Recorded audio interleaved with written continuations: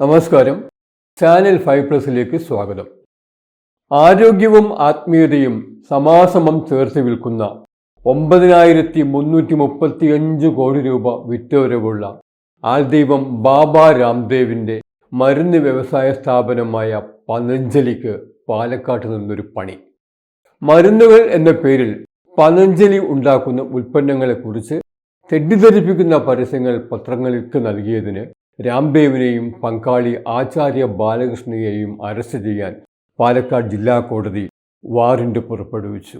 രാംദേവ് ഉടമയായ പതഞ്ജലി ആയുർവേദ്സ് ആരോഗ്യ സംരക്ഷണ സൗന്ദര്യ സംരക്ഷണങ്ങൾക്കുള്ള മരുന്നുകൾ എന്ന പേരിൽ വാർത്താമാധ്യമങ്ങളിൽ പ്രസിദ്ധീകരിക്കുന്ന പരസ്യങ്ങൾ പൂർണ്ണമായും തെറ്റിദ്ധരിപ്പിക്കുന്നതാണെന്ന് വ്യക്തമാക്കി പയ്യന്നൂരിലെ doctor KV Babu drug control വകുപ്പിന് നൽകിയ പരാതിയിലാണ് സംഘപരിവാറിൻ്റെ തോഴനായ രാംദേവിന് വാറന്റ് പോയിരിക്കുന്നത്. തങ്ങളുടെ ചില ആയുർവേദ ഉൽപ്പന്നങ്ങൾ BP, ഷുഗർ അടക്കം പല രോഗങ്ങളും ഭേദമാക്കും എന്ന് അവകാശപ്പെട്ടുകൊണ്ട് പത്രമാധ്യമങ്ങളിൽ നിരന്തരം പതഞ്ജലി നൽകി വരുന്ന പരസ്യം ശ്രദ്ധിച്ചിട്ടുണ്ടാവുമല്ലോ. കോവിഡിന് പോലും ഒറ്റമൂലി പരസ്യപ്പെടുത്തിയ വിദ്വാൻമാരാണ് ഇവർ. ഇത്തരം പരസ്യങ്ങൾ 1954 മാന്ത്രിക മരുന്ന് പരസ്യം നിരോധിക്കൽ നിയമപ്രകാരം ശിക്ഷാർഹമാണ്.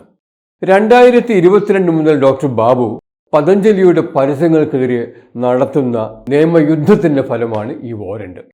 കേരളത്തിൽ 10ഉം രാംദേവിൻ്റെ ഫാക്ടറി പ്രവർത്തിക്കുന്ന ഉത്തരാഖണ്ഡിലെ ഹരിദ്വാറിൽ ഒരു കേസും രാംദേവിനെതിരെ ഉണ്ട്. ഹരിദ്വാർ ജില്ലാ കോടതി നടപടികൾ പുരോഗമിക്കവെയാണ് പാലക്കാട് കോടതിയിൽ നിന്നും വാറന്റ് വരുന്നത്. പാലക്കാട് 2 കേസുകൾ വേറെയുമുണ്ട്.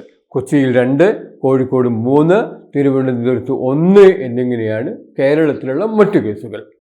അവശേഷിക്കുന്ന കേസുകളിലും വൈകാതെ നടപടി ഉണ്ടാകും എന്നാണ് കരുതുന്നത്.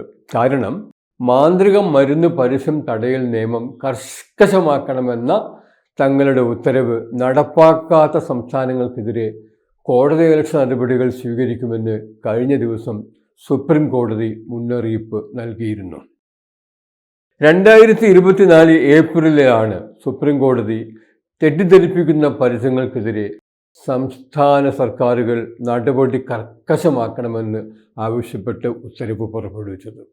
ആത്മീയ സിദ്ധിയുള്ളത് എന്ന ലേബലിൽ ആയുർവേദ ഉൽപ്പന്നങ്ങൾ വിപണനം ചെയ്യുന്ന പതഞ്ജലി ഒരു മൾട്ടിനാഷണൽ കമ്പനിയാണ്, ബഹുരാഷ്ട്ര കമ്പനി. 2006 ആരംഭിച്ച ഈ സ്ഥാപനം രാജ്യത്ത് ക്ഷിപ്രവേഗത്തിൽ വളർന്ന വ്യവസായശാലയാണ്. രാമദേവിൻ്റെ ദുരൂഹ സതീർത്ഥനായ ബാലകൃഷ്ണയുടെ പേരിലാണ് ഈ സ്ഥാപനത്തിൻ്റെ 90% ഓഹരിയും. CEO-യും അദ്ദേഹം തന്നെ. യോഗാചാര്യൻ എന്ന രാംദേവിൻ്റെ മേൽവിലാസമാണ് പതഞ്ജലിയുടെ വളർച്ചയ്ക്ക് നിദാനം. ഉത്തരാഖണ്ഡിൽ മാത്രം 100ഓളം FIR-കൾ വിവിധ കേസുകളിലായി രാംദേവിൻ്റെ പേരിലുണ്ട്. ഭരണകക്ഷിയായ BJP-യും RSS-ഉമായുള്ള ബന്ധമാണ് ഈ കേസുകളിൽ നിന്നും മരുന്ന് പരസ്യവുമായി ബന്ധപ്പെട്ട നിയമ നടപടികളിൽ നിന്നും രാംദേവിനെ രക്ഷിച്ചു കൊണ്ടുപോകുന്നത്. ബാബ രാംദേവ് എന്ന സോകോൾഡ് ആത്മീയാചാര്യൻ്റെ കഥ ഒരു ദുരൂഹമായ ഒന്നാണ്. അത്തരം സംഭവങ്ങൾ ഒരിക്കലും പൊതുധാരയിൽ വരാറുമില്ല. നന്ദി, നമസ്കാരം.